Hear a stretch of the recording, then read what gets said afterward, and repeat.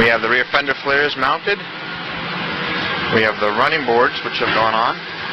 That look pretty sharp. The interior is back in. The original seats, which were really in excellent condition, have been installed.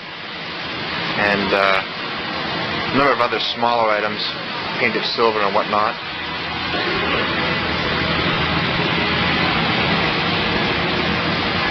So that looks awful good.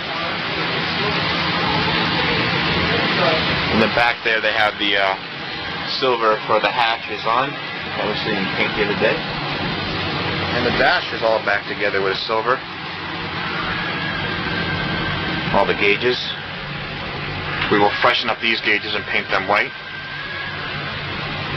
So that looks sharp. You know, we had the engine running the other day.